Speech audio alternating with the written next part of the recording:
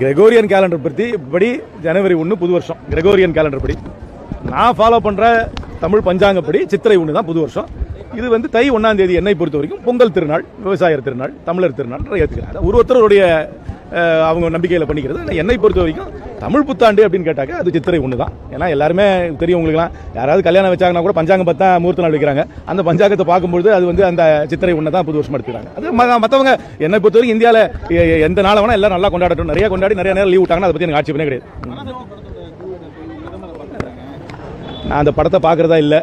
நான் முன்னாடியே சொன்ன ஒரு சாரிடான் மாத்திரம் மிச்சம்னு சொல்லிட்டேன். அவ்வளோதான். நான் அந்த படத்தை பார்க்குறதா இல்லை. இது ஒன்றும் நான் சீரியஸாகவும் எடுத்துக்கிறது இல்லை. கமர்ஷியல் எடுக்கக்கூடிய திரைப்படங்கள் அதில் சக்ஸஸ் ஆகும், ஃபெயிலியர் ஆகும். இதுக்கும் அரசியலுக்கும் எந்த விதமான சம்பந்தமும் கிடையாது. ஒரு திரைப்படத்தை வச்சு யாராவது தமிழ்நாட்டில் வந்து ஒரு பொலிட்டிக்கல் நரேட்டிவை செட் பண்ணலாம் நினைச்சாங்கன்னா அதை விட அபத்தம் எதுவும் இருக்க முடியாது. தெரியல, சிபிஎஃப்சி தான் விளக்கணும், கோர்ட்டுக்கு போயிருக்காங்க. நான் திருப்பி சொல்லணும், இதெல்லாம் கமர்ஷியல் வெஞ்சர்ஸ். பல ப்ரொடியூசர் படம் எடுக்கிறாங்க, பல படம் உடனே ரிலீஸ் ஆகுது, பல படம் வந்து தடையாகுது. அது அவங்க தான் போய் கோர்ட்டில் பார்க்கணும். இதுக்கும் பாலிடிக்ஸ்க்கும் இருக்கலாம். ஏன்னா அவங்க வந்து சொலிசிட்டர் ஜெனரலை வச்சு வந்து தமிழ்நாட்டில் வந்து ஒரு சென்சார் போர்ட் மேட்டருக்கு போய் சொலிசிட்டர் ஜெனரல் வந்து வராருன்னா அது அவ்வளோ சீரியஸாக அந்த கவர்மெண்ட் எடுத்துக்கணும். அது அவ்வளோ சென்சிட்டிவ் அந்த படத்தில் என்ன இருக்குன்னு எனக்கு தெரியாது. அந்த படத்தை நான் பார்க்குறதாவும் இல்லை.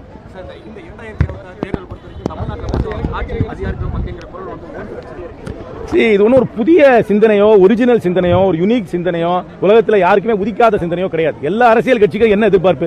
தங்களுடைய பிரதிநிதிகள் தேர்தலில் நிற்கணும், தங்களுடைய பிரதிநிதிகள் தேர்தலில் ஜெயிக்கணும், தங்களுடைய பிரதிநிதிகள் தேர்தலில் ஜெயிச்சாங்கன்னா அரசாங்கத்தில் இடம் பெறணும். அதுக்கு தானே கட்சியா இருக்காங்க. இல்லாட்டி நாங்கள் பண்ண லைன்ஸ் கிளப், ரோட்டரி கிளப் போடுவோம்ல. எல்லா அரசியல் கட்சிக்கும், உலகத்தில் இருக்கிற ஜனநாயக நாட்டில் இருக்கிற அனைத்து அரசியல் கட்சிகளுக்கும், தேர்தலை சந்திக்கின்ற அரசியல் கட்சிகளுக்கு என்னென்ன எதிர்பார்ப்பு இருக்கிறதோ அதே சராசரியான எதிர்பார்ப்பு தான் காங்கிரஸ் கட்சிக்கும் இருக்கிறது. காங்கிரஸ் வந்து டிவிகேவோட இணைந்து போறதா நிறைய பேச்சுவார்த்தைகள் வந்துட்டு. காங்கிரஸ் கட்சி இந்தியா கூட்டணிக்கு இந்திய அளவில் தலைமை தாங்கிறது. இந்தியா கூட்டணியில் திராவிட முன்னேற்ற கழகம் இருக்கிறது. தமிழ்நாட்டை பொறுத்தவரை திராவிட முன்னேற்ற கழகம் இந்தியா கூட்டணிக்கு தலைமை தாங்கிறது. காங்கிரஸ் கட்சி அந்த கூட்டணியில் தான் இருக்கிறது. காங்கிரஸ் கட்சி அதிகாரப்பூர்வமாக திராவிட முன்னேற்ற கழகத்தோடு மட்டும்தான் பேச்சுவார்த்தை நடத்துகிறோம். அதற்காக தான் 5 நபர் குழு இருக்கிறது. This is the official position of the Congress party.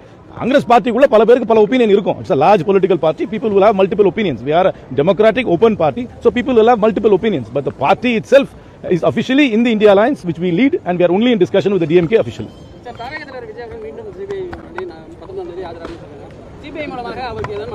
தெரியல, அவர் தான் பிரஸ் கான்ஃபரன்ஸ் நான் இப்போ கொடுக்குற மாதிரி அவர் ஒரு பிரஸ் கான்ஃபரன்ஸ் கொடுத்து என்ன ஆச்சுன்றது அவர் தான் வளர்க்கணும். இது வாடிக்கை தான். எந்த ஒரு என்கொயரியா இருந்தாலும் டெல்லிக்கு கூப்பிடுறதா சிபிஐக்கு வாடிக்கை. அதனால இது எக்ஸ்பிளனேஷன் அவர் தான் கொடுக்கணும். ஆனால் நான் சொல்றேன், இது வந்து கரூர் சம்பவம்.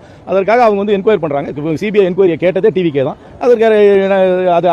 அதுக்கு இணங்கி தான் கோர்ட்டும் அந்த ஆர்டர் கொடுத்தாங்க. இப்போ அதுக்கு அந்த இன்வெஸ்டிகேஷனாக போயிட்டு இருக்காங்க. அதில் என்ன கேள்வி கேட்டாங்க, என்ன பதில் சொன்னாங்க எனக்கு தெரியாது. அது அவர் தான் சொல்லணும்.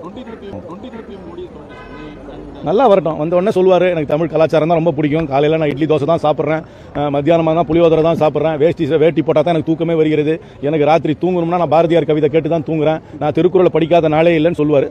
இது ஒரு 4 மாதத்துக்கு சொல்லுவார். Right, thank you.